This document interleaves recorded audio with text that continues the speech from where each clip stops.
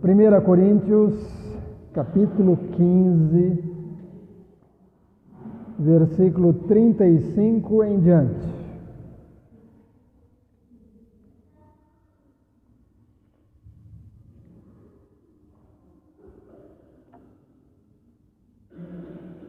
Primeira Coríntios, capítulo 15, versículo 35 em diante.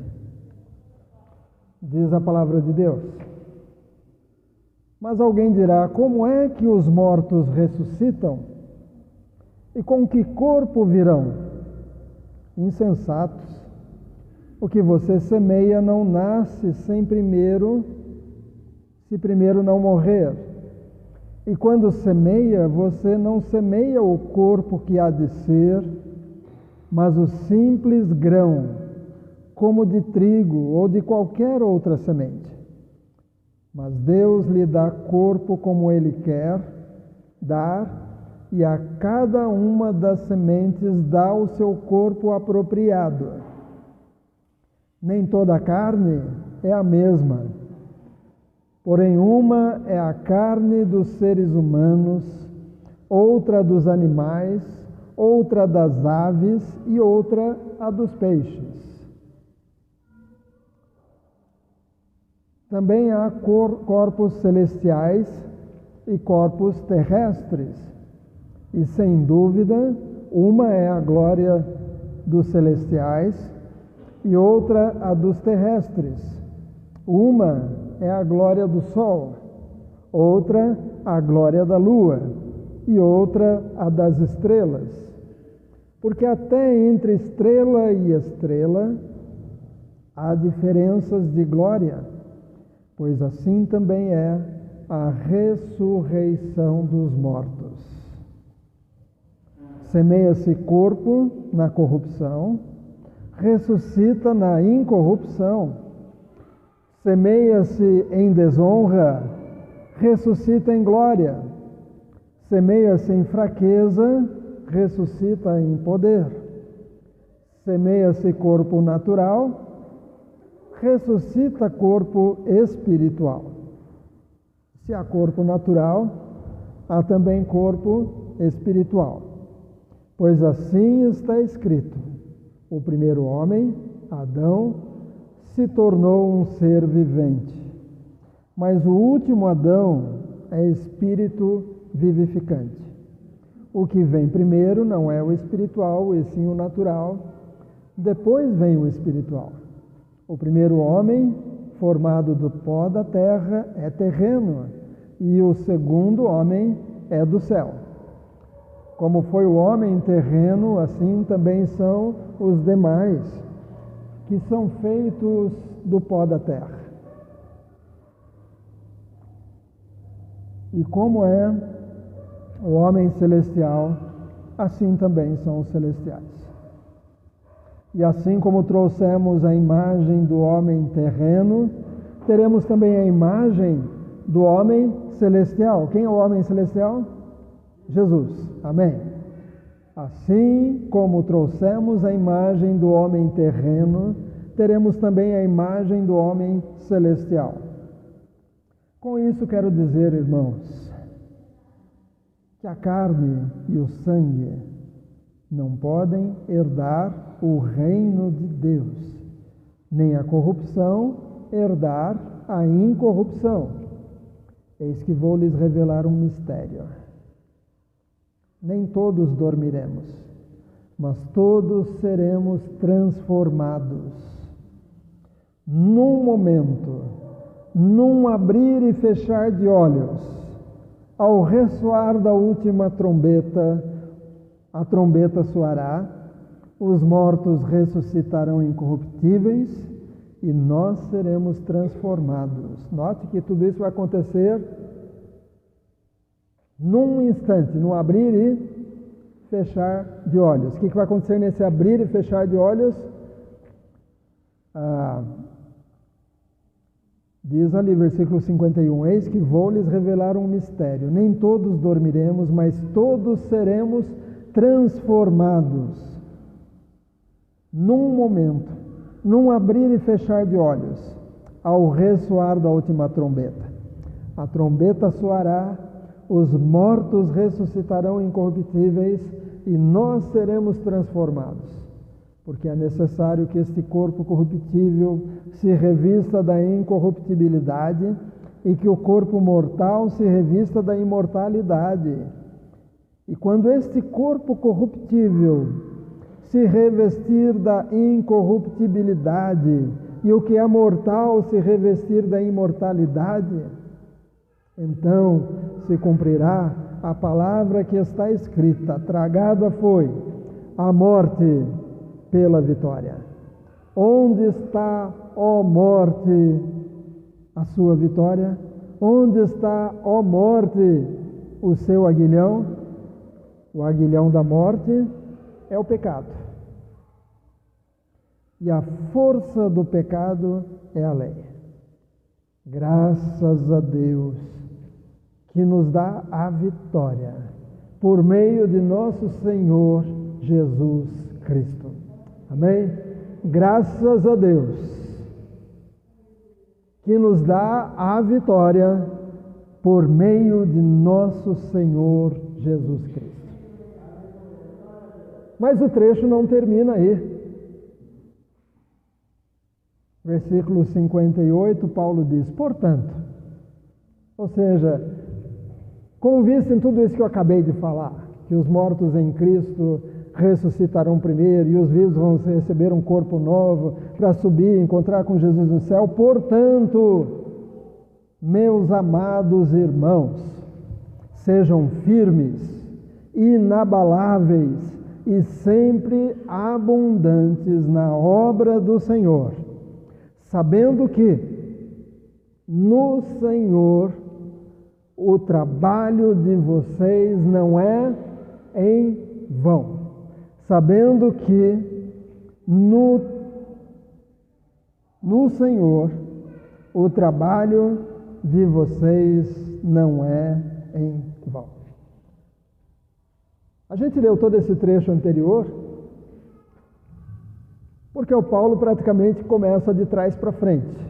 Ele fala o que vai acontecer lá na frente, ele fala como vai ser essa questão de ressurreição, porque a gente não vai ressuscitar com o mesmo corpo que a gente tem aqui. Quem é magrinho não vai ressuscitar magrinho, quem é baixinho, quem é altinho, quem tem a necessidade de óculos, quem tem necessidade de cadeira de rodas, a gente não vai ressuscitar do mesmo jeito. Amém? Porque seria difícil eu chegar lá no céu e dizer: quem que está lá? Eu não consigo ver, esqueci os óculos lá na minha morada. Né? Não vou precisar de óculos lá. Então Paulo começa de trás para frente, ele começa dizendo: olha, vai ser algo muito rápido, abrir e fechar de olhos. A gente pisca às vezes sem perceber. E quando a gente pisca, o que acontece com os nossos olhos? Eles são lubrificados. Depois que Paulo fala disso, ele chega nesse versículo 58, onde ele diz: portanto, meus amados irmãos, ou seja, já que tudo isso vai acontecer lá na frente, portanto, sejam firmes. Não é firme como a gente diz, antigamente a gente dizia: é firme, e alguns diziam igual prego na areia, né? Igual prego na gelatina. Não, é firme, firme, seja um crente firme, um crente estável, um crente que não oscila, seja firme, inabalável. A gente não pode ser do tipo que, dependendo da notícia, a gente perde a fé, a gente perde a esperança, a gente perde a vontade de continuar. Uma pessoa abalável, qualquer notícia ruim, ela fica abalada. Paulo está dizendo: sejam inabaláveis e sempre abundantes na obra do Senhor. Faça a obra, mas faça com abundância. E aí eu quero hoje parar bastante nessa última parte aqui, que ele diz: sabendo que no Senhor, o trabalho de vocês não é em vão. O que é um trabalho em vão? É um trabalho que não tem valor. É um trabalho que, Como disseram uma vez, para um bolo que a pastora fez, para um aniversário da irmã lá de Recife, fez um bolo com tanto carinho, e a hora que a senhora comeu o bolo, ela disse, não fede nem cheira, né? Não fede nem cheira. Em outras palavras, ela não se impressionou muito com o bolo. Mas aqui está dizendo que o nosso trabalho no Senhor não é em vão. Não é em vão. Deixa eu falar de uma mãe de 3 filhos. E toda mãe precisa fazer o quê? O que as mães costumam fazer? Dar banho, dar de mamar, ou se já é mais grandinho, dar uma papinha, se é um pouquinho maiorzinho, uma comidinha mais forte, lavar, cuidar, fazer curativo. E essa mãe com 3 filhos, ela conseguiu tempo para colocar nos 3 um temor a Deus. Colocou nos 3, desde cedo, o entendimento de que há um Deus Todo-Poderoso. Ultimamente tem sido espalhado lá fora que ficar em casa não é importante. Importante sim é sair, enfrentar o mercado de trabalho, se tornar uma grande executiva e ser reconhecida, mas ficar em casa não é importante. Essa mãe cuidou de 3 e cuidou tão bem que até hoje a gente fala dos 3. Abraão, Arão e sua irmã e principalmente o Moisés. Moisés não ficou muito tempo na casa da sua mãe. Lembra que depois, assim que desmamou, ela teve que levar até a filha do faraó? Mas o tempo que a Joquebede cuidou do Moisés em casa, ela cuidou bem cuidado. E ela ensinou para ele, ao ponto de depois ele ser entregue para a filha do faraó e continuar o seu crescimento e a sua educação lá junto ao faraó do Egito, recebendo instruções da cultura dos egípcios, da religião dos egípcios, mas o Moisés continuava com algo lá dentro, acerca do Deus que a sua mãe tinha ensinado. Então, mamãe, no Senhor, o seu trabalho, e haja trabalho, a gente está dizendo assim, né? Haja trabalho. No Senhor, o seu trabalho como mamãe não é em vão. Porque você não está cuidando só, a Tainá não está cuidando só da Ágata, da Esther e da Laura. Mas Deus nos olha não só o agora, Ele olha as futuras gerações.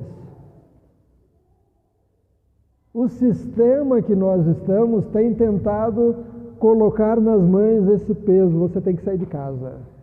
Deixa as crianças em qualquer lugar, mas você vai ser uma alta executiva. Ficar em casa não é importante. Mas se você fizer com esmero, com carinho no Senhor, o trabalho de cuidar das crianças, você mamãe ou você papai, no tempo que você tem, não será em vão. Ensina a criança no caminho em que deve andar. E quando for velha, não se desviará dele. E pastor Lázaro Aguiar acrescentava, e se desviar, ele acaba voltando. Porque está lá dentro, a mensagem está lá, o temor está lá. E nós cremos nisso e temos orado por alguns que se afastaram e a gente sabe, tem algo lá, vai voltar, está plantado lá. uma hora vai voltar. Essa mamãe Joquebede, o trabalho dela não foi em vão.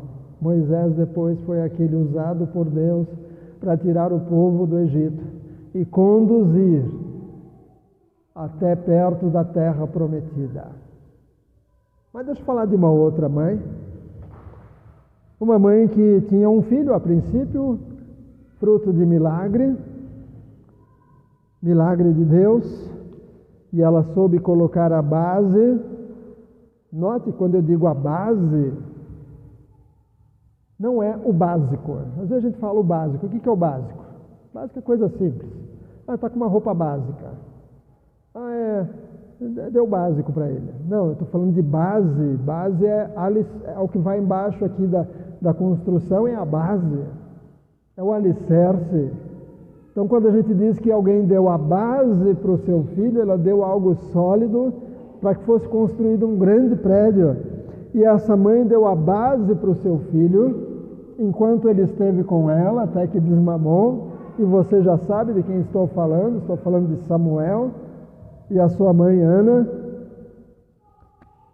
Mas quando ela trouxe Samuel ao templo, e ele continuou o crescimento dentro do templo, lá com o sacerdote Eli, mas vendo o mau exemplo dos filhos de Eli, que Deus estava enojado com aqueles rapazes, mas o Samuel tinha a base que ele recebeu em casa da sua mãe, e no Senhor o trabalho da Ana não foi em vão.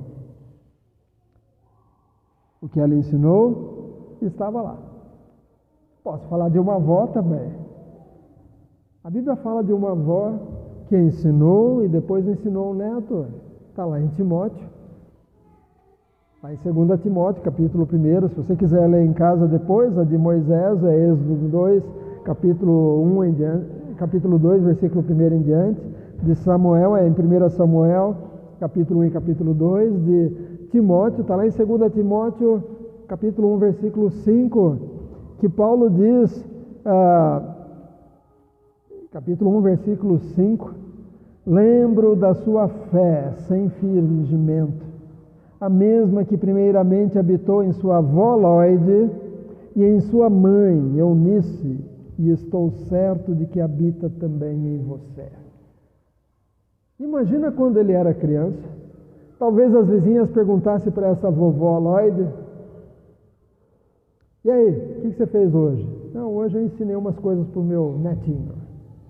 Está difícil, porque às vezes ele vai para a casa da outra vovó, do outro vovô, e lá eles ensinam outras coisas que o pai dele aprendeu desde cedo, mas toda vez que o Timóteo está com a gente aproveita para ensinar sobre o nosso Deus para ele. Ele é meio teimoso, não sei se ele era teimoso mesmo, mas geralmente as crianças tem uma fase que entra numa teimosia, que acha que sabe de tudo, né?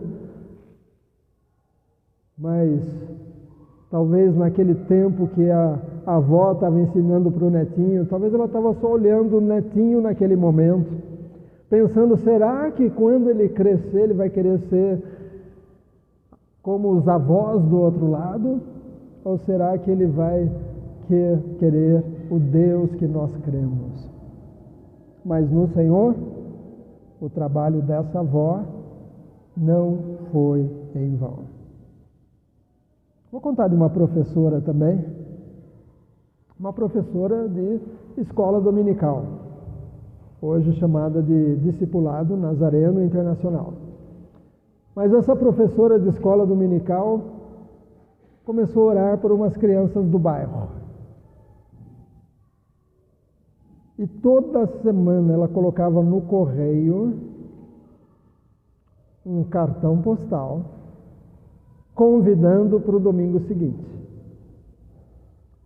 Cada semana essa professora colocava no correio, apesar dela morar perto da família, mas é diferente, ela ia lá na casa convidar, já tinha feito, mas cada semana o carteiro chegava e um cartão postal com informações da igreja do Nazareno dizendo: venha para a igreja. Um dia o pai disse: filhos, vão logo nessa igreja, senão essa mulher vai gastar todo o salário dela só com correio e cartão postal. E aí os meninos foram, conheceram Jesus, e um deles costumava roubar tomates na horta do pai. Só que o grande problema é que quando ele roubava tomate, o pai logo descobria quem tinha sido. Bastava olhar para o chão, porque o tamanho do pé não era tamanho de pé normal. E essa criança cresceu. Dr. Mosteller, o primeiro missionário que veio ao Brasil para começar a igreja do Nazareno. A conversão dele foi por causa de uma professora que mandava toda semana um cartão postal convidando para a igreja. Talvez nas primeiras semanas alguém disse: por que você está gastando o seu dinheiro? Não está funcionando, você já mandou 10 cartões, ninguém veio. Não adianta, essa família não adianta, pega outra. Mas no Senhor, o trabalho daquela professora enviando um simples cartão postal não foi em vão. Dr. Mosteller foi missionário nas ilhas de Cabo Verde, de onde vieram meus pais. Depois vieram para o Brasil, iniciaram a igreja aqui, plantaram muitas igrejas e muita gente se converteu aqui no Brasil, mas lá naqueles cartões postais, Deus já estava olhando. Destes cartões postais, eu vou chegar aonde? No Brasil. No Senhor, o nosso trabalho não é em vão. Deixa eu falar de um tio também. Um tio que bebia muito. Um tio que brigava muito. Era viciado em jogo de cartas, baralho e álcool. E viciado também em briga. Ia nas festas só para arrumar briga. E geralmente eles mandavam o mais fraquinho arrumar briga primeiro. E aí quando o mais fraquinho arrumava uma briga e os outros começavam a brigar com ele, os mais fortes entravam só para bater. Mas esse tio se converteu. E aí ele começou a dar folheto. Lembra aqueles folhetos que a gente carimbava e dava nas ruas, dava nos lugares e colocava debaixo das portas das casas? Esse tio começou a dar folhetos para um sobrinho. Só que os empregados da onde ele trabalhava disseram: ó, seu sobrinho rasgou o folheto. O normal, talvez, para muita gente seria dizer: nunca mais dou um folheto para ele. Nunca mais. Mas esse sobrinho escreveu depois a autobiografia. E na autobiografia ele escreveu: era de família tradicionalmente católica, religião que abracei intensa e fanaticamente até cerca dos meus 17 anos de idade. 24 santos devotos, aos quais rezava diariamente 24 Padre Nossos e 24 Ave Maria. Contudo, é óbvio, sem qualquer efeito transformador, vivendo mergulhado no lamaçal do pecado. Hoje reconheço que toda aquela religiosidade apenas produzia sobre mim um misto de descanso e de medo. Medo, porque temia esquecer de rezar a um ou outro dos meus santos.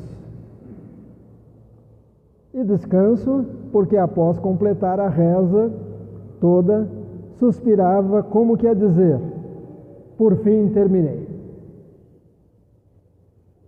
Esse sobrinho, 24 santos, todo dia rezando 24 Ave Maria, 24 Pai Nosso,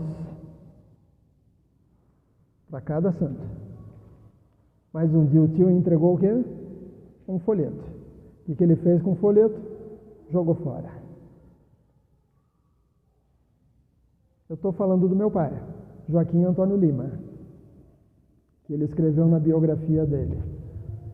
E ele disse aos quase 17 anos de idade, a convite de um tio, Antão Melo Lima, daí vem o meu nome, Daniel Antão Lima, né? O tio dele chamava-se Antão Melo Lima. Vinha conhecer uma igreja chamada protestante, a Igreja do Nazareno. Meu pai nasceu em 1928, aos 17 anos era 1945. E qual foi a igreja que ele conheceu em 1945? A Igreja do Nazareno da Vila da Ribeira Grande, lá em Cabo Verde, distante 4 quilômetros do bairro Marrador, da onde ele morava. O tio Antão tinha se convertido à fé evangélica naqueles dias. A transformação ocorrida na vida dele causou grande admiração em toda a ilha. A conversão do Antão Melo Lima causou admiração em toda a ilha de Santo Antão. Porque todos conheciam o Antão, o briguento, o beberrão, o jogador de cartas. E de repente aquele homem se converteu. Antes alcoólatra e temível por todos, por se tornar muito violento quando sob efeito do álcool, subitamente uma nova pessoa, que mereceria mais tarde uma condecoração de Ordem de Mérito Agrícola, pelo então presidente da República de Portugal, general Craveiro Lopes. Esta mudança despertou em mim uma grande curiosidade em conhecer a fé abraçada pelo tio, aos 17 anos.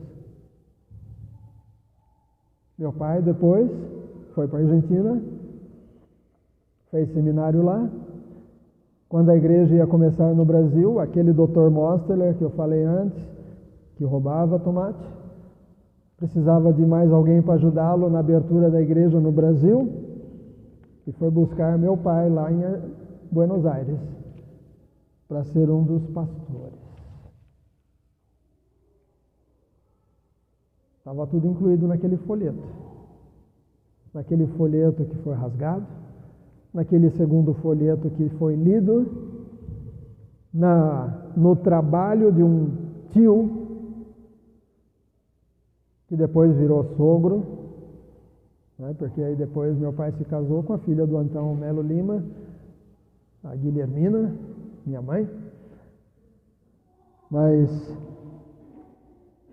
algo mudou na vida do meu pai. E ele escreve mais um pouquinho, tenha paciência, só mais um pouquinho. Com efeito, a descoberta de um novo credo, meu pai escrevendo depois que aos 17 anos ele foi para a igreja, a descoberta de um novo credo provocou grande impacto na minha vida, uma fé dinâmica e experimental que abalou toda a estrutura religiosa herdada. O novo líder religioso, o reverendo Lídio Santa Rita Silva, homem simples, amável, inspirador, sem aqueles aparatos dos líderes da igreja a qual pertencia, com roupa normal, com terno normal, sem aquelas coisas coloridas e roupas diferentes, com um ritual simples, sem tanto cerimonial. Tudo isso contribuíra para que se despertasse em mim aspirações. No Senhor, o trabalho de um tio não foi em vão. Já falamos de mães, já falamos de avós, já falamos de tios, já falamos de uma professora. Deixa eu falar de uma menina também. Uma menina talvez do tamanho da Helena, ou da Luna, mas assim mais para o tamanho da Helena, que de repente um concurso de escola dominical de trazer visitas. Houve um tempo na igreja que cada domingo a gente tinha um livro de chamada e a gente lia o nome dos presentes. E tinha um lugar onde a gente anotava, trouxe Bíblia? Trouxe. Marcava-se, trouxe Bíblia. Trouxe visita? Trouxe. E aí aconteceu um concurso com um prêmio lá, que era um prêmio especial. E a condição para ganhar o prêmio era quem trazia mais visitas. E essa menina resolveu convidar alguém que morava na pensão da mãe dela.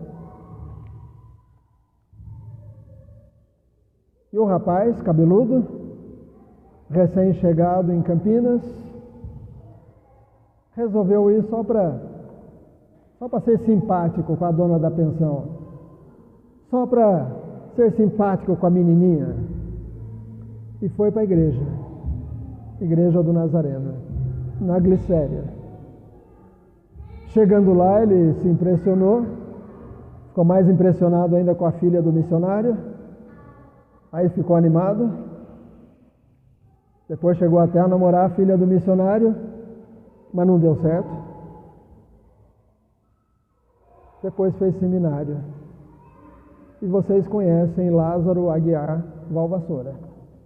Foi assim que ele chegou na igreja do Nazareno. Recém-chegado lá de Itaú de Minas. Tinha tudo para virar alguém como outros rapazes que mudavam para cá. Mas ir para a igreja fez diferença. No Senhor, o trabalho daquela menina não foi em vão. Quando ela convidou, Deus já estava olhando lá. Quem? Os muitos pastores que depois iriam assumir e cuidar de igrejas por causa da influência do reverendo Aguiar Valvassoura, mas que na época era só o Lazinho. O Lazinho, jogador de futebol. No Senhor, o nosso trabalho não é em vão. Tem um menino também que ia sair de casa, e quando alguém vai sair de casa, o que as mães falam? Sara, leva a blusa, vai esfriar. Leva guarda-chuva, vai chover. E alguém disse que mãe consegue mudar o tempo, né? Porque tá sol, aí ela fala vai chover e chove. Eu lembro na minha fase de 13 anos mais ou menos, meus pais compraram um guarda-chuva para mim e um para o Manuel. O Manuel foi esperto que ele pegou aquele que dobrava assim, ficava pequenininho, preto, e ele enfiava dentro da mochila e ia para a escola. Minha mãe falava, leva guarda-chuva, vai chover. O meu era daquele grande assim, preto. E lá ia eu para a escola com guarda-chuva, que me fazia lembrar o guarda-chuva do Pinguim, do Batman. Não gostava do guarda-chuva. Mas tinha uma coisa, na volta, a escola era no Bonfim, eu morava no Chapadão. Eu não via a hora de chegar na pracinha, perto da Telesp, lembra a Telesp? Que quando fizeram de todo lugar a gente olhava e dizia, lá Telesp. Até hoje, daqui de casa, dá para ver a Telesp. Quando chegava na pracinha da Telesp, aí aquele guarda-chuva voava. E quando eu acertava ele, que ele caía de bico assim naquele gramado, eu falava, dava para dar umas 2 tacadas na pracinha, era a utilidade que tinha no guarda-chuva.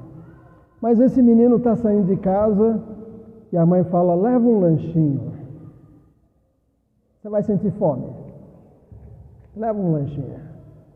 Talvez a vizinha perguntou, o que você fez hoje? Só fiz um lanchinho. Meu filho agora está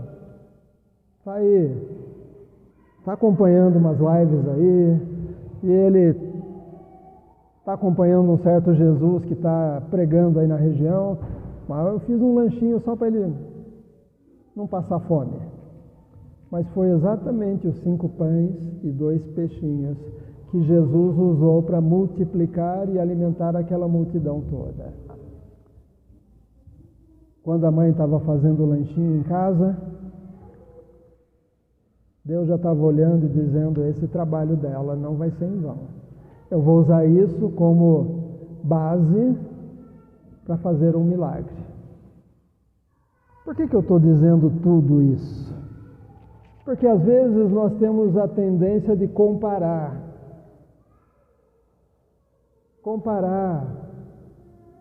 Olha os filhos da outra. Esquece os filhos da outra. Pensa nos seus filhos. No Senhor, o seu trabalho com os seus filhos, que alguns já são crescidos, né, Laíde e Donizete. No Senhor, o nosso trabalho com os nossos filhos não é em vão. Faça o seu melhor. Ensine, corrija, discipline, castigue. Eles vão crescer, não vão ficar com raiva, não.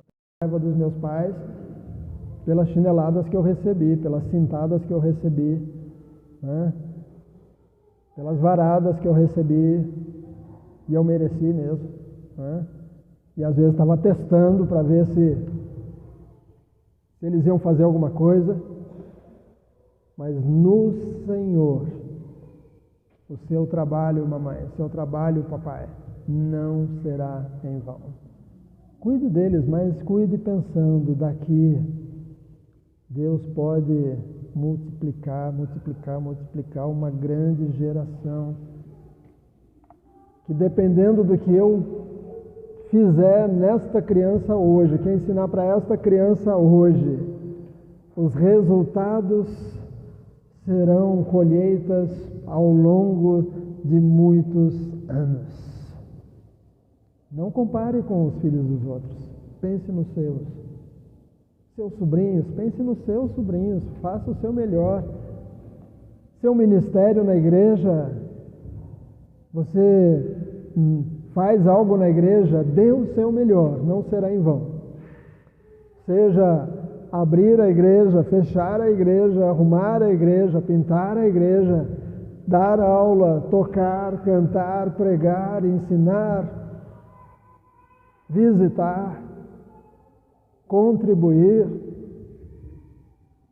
No Senhor, o seu trabalho não é em vão. É interessante que naquele trecho que nós lemos, Paulo escrevendo aos Coríntios, ele não diz que primeiro iriam ressuscitar os mais importantes, que fizeram trabalhos grandes, que cuidaram de igrejas de 1000 para cima, para depois ressuscitar os pastores de igrejas até 100 pessoas, para depois ressuscitar os músicos de igreja com poucos instrumentos, para depois ressuscitar. Não, vai acontecer tudo assim, ó, abrir e piscar de olhos. Para Deus não há diferença. No Senhor, o seu trabalho não é em vão. Quando Deus olha para o trabalho que você faz, Deus está olhando lá na frente, pensando, desse trabalho do Pedro, eu vou lá na frente fazer aquilo. Nesse convite que o Manuel vai fazer, lá na frente, igrejas vão contar que um dia o pintor convidou o dono da casa e ele foi para a igreja, e aí os filhos foram também, e por causa disso se tornaram liderança da igreja. No Senhor, você que é tio, você que é avô, você que é professora, você que é músico, você que é crente, no Senhor o seu trabalho não é em vão. Lá em Zacarias capítulo 4, eu termino com esse trecho, Zacarias 4, versículo 9 a 10, está falando sobre a visão do templo e tal. E aí no finalzinho, versículo 9 e 10 diz: as mãos de Zorobabel lançaram os alicerces deste templo, e as mãos dele vão terminar a construção, para que vocês saibam que o Senhor dos Exércitos é quem me enviou a vocês. Pois quem despreza o dia dos humildes começos, esse ficará alegre ao ver o prumo nas mãos de Zorobabel. Quando a gente começa, tudo parece tão... Eu lembro, Marcelo, quando às vezes o Firmino tinha que ir lá limpar o terreno, né, Marcelo? Até que o vizinho pôs umas galinhas lá e resolveu a situação. As galinhas comiam o mato todo lá, mas de repente Marcelo e Ellen resolveram, com a cara e a coragem, começar a construção da casa, e hoje a casa está lá. Mas teve um dia que era um humilde começo. Era um terreno limpo, vazio, talvez só com dinheiro enterrado, que a primeira fase é baldrame, e vai dinheiro, vai dinheiro, vai dinheiro, e você olha, só tem terra e umas coisas, uns ferros saindo de algum lugar. Não despreze os humildes começos, porque dos humildes começos é que terminam as grandes obras. Alguém, lá no tempo da antiguidade, foi num lugar que estavam construindo uma basílica, e tinha um homem cavando, e ele perguntou: o que você está fazendo? Eu estou cavando aqui, fazendo umas coisas aqui. Perguntou: o que você está fazendo? Eu estou fazendo tal coisa aqui. Aí perguntou para um outro, ele disse: eu estou construindo uma basílica. Eu não tinha nada ainda, estava no comecinho. No Senhor, o seu trabalho não é em vão, mas tem que ser no Senhor. Faça o que Deus te mandar fazer. Faça o que Deus te mandar fazer, faça bem feito, faça com carinho, porque do seu trabalho Deus vai multiplicar, assim como Ele multiplicou aquele lanchinho que a mamãe fez para o rapazinho. Deus pode multiplicar aquilo que você vai fazer. E por causa do seu trabalho, Jó, por causa do seu trabalho, Miriam, Rosa, Eidra, Sebastião, por causa do seu trabalho, de às vezes convidar alguém daquela sementinha, Deus pode fazer algo que vai impactar muita, muita, muita gente. Não despreze os humildes começos. Não despreze seus filhos, seus sobrinhos, seus alunos, seus vizinhos, as pessoas que você encontrar. Não despreze sua igreja. Não despreze as igrejas dos outros também. Às vezes a gente passa em alguns lugares, às vezes só está o pastor lá pregando, com o microfone. Mas ele está fazendo alguma coisa. Se Deus mandou ele fazer, ele tem que fazer mesmo. E às vezes é um humilde começo. E dali Deus vai fazer algo mais. Dali Ele vai salvar alguém que talvez vai depois ser instrumento de Deus no outro lugar.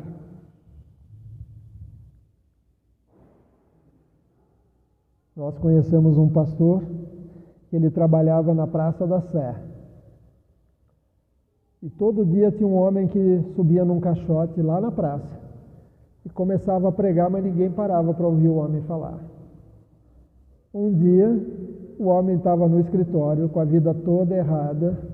Um dia ele estava lá no escritório e disse: eu vou lá ouvir o que esse homem está falando. E ele desceu, ouviu a mensagem e depois se tornou um grande homem de Deus. Por causa de um que subia num caixote para pregar sem que as pessoas parassem para ouvir. No Senhor, o seu trabalho, Tainá, não é em vão. No Senhor, o seu trabalho, Irene, como vovó, quando está lá com Arthur, não é em vão. E eu podia dar o nome de cada um aqui. O seu trabalho não é em vão. Não despreze os humildes começos. E se você não desprezar, se você crer no futuro, você vai perceber, valeu a pena. Valeu a pena as fraldas que eu troquei, as roupas que eu troquei, né? Teve um menino que fez um favor para a mamãe e ele chegou e disse: tua mãe, agora a senhora me deve tantos reais, porque eu fiz o que a senhora me pediu. Ela disse: tá bom, vou te pagar, mas me dá o papel aqui. Aí ela anotou embaixo: desconto das fraldas que eu troquei, desconto das comidas que eu fiz, desconto não sei das noites que eu fiquei acordado do seu lado e tal. Aí deu para o menino e disse: acho que a gente está em dia, porque o que eu te devo, descontando o que você me deve, está tudo certo, né? Mas no Senhor, o seu trabalho não é em vão. Faça bem feito. Vamos orar? Ó Deus,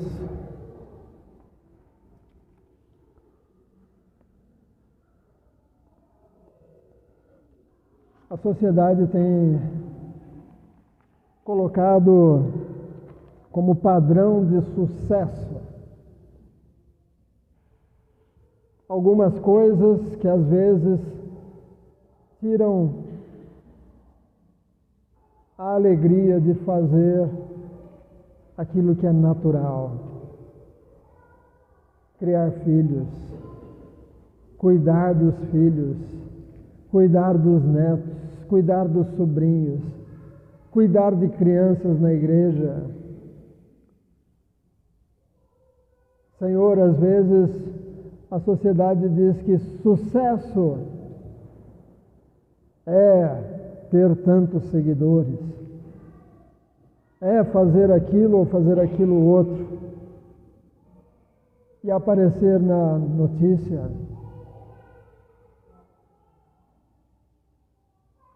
Mas o Senhor também nos chama para fazer o nosso trabalho. E quando fazemos no Senhor o nosso trabalho, ele não será em vão. Porque o Senhor é quem vai usar o nosso trabalho e através do nosso pequeno trabalho, o Senhor vai fazer milagres ao longo das gerações. Ó Deus, hoje temos os nossos filhos e os nossos netos, mas o Senhor, quando nos olha, não olha apenas o que vemos hoje. O Senhor já vê lá na frente os filhos do Dudu, os filhos da Júlia, e o que o Senhor vai fazer neles lá na frente. O Senhor está olhando os netos, o Senhor está olhando o Arthur, e quem virá do Arthur, quem virá da Esther, da Ágata, da Laurinha, do Dudu, da nossa Laurinha, do Miguel, Senhor, aonde o Senhor vai usar o Miguel, onde o Senhor vai usar a Elisa, onde o Senhor vai usar a Luna, Senhor, a Helena, aonde o Senhor vai usar, ó Pai, a Sara, os netos que o Senhor nos deu, os vizinhos que o Senhor nos deu, os conhecidos. Senhor, que a gente faça o nosso trabalho. Enquanto há tempo, porque vai chegar um momento, no abrir e piscar de olhos, quando os mortos em Cristo ressuscitarão primeiro, depois os vivos. E aí não vai dar mais para trabalhar. Temos que trabalhar enquanto há tempo. Temos que fazer a nossa parte e fazer bem feito. Aos pastores, que a gente faça o nosso ministério o nosso melhor. Os casais que façam os seus trabalhos em casa, como casal, em companheirismo, cuidando dos filhos juntos, cuidando das finanças, cuidando do bem-estar da família. Mas, Senhor, nos usa também com outras pessoas, sobrinhos que às vezes prestam mais atenção no que o tio fala do que no que a avó fala, e a gente sabe disso. Senhor, que o nosso trabalho seja bem feito, porque no Senhor o nosso trabalho não será em vão. Amém. Que Deus te abençoe. Que Deus possa completar essa palavra e te falar outras coisas durante essa semana, para que você creia que Deus está olhando lá na frente, bem lá na frente, bem lá na frente. Quando meu avô entregou aquele folheto para o meu pai, Deus já estava vendo o dia de hoje. Deus já estava vendo Pedro lá naquele folheto que foi dado ao meu pai, quando meu pai estava lá em 1945. Deus já estava vendo Pedro, já estava vendo a Edna, e estava dizendo lá na frente: eu vou usar o filho desse Joaquim para ir lá no Jardim Adelaide e pregar a palavra para o Sebastião, para a Eidra. Que Deus te abençoe. Amém? Vamos ficar em pé para orar e agradecer a Deus também pelo que Ele tem feito. Nós vamos trazer ao altar, logo depois da oração, nós vamos trazer e entregar com alegria. Essa é a diferença.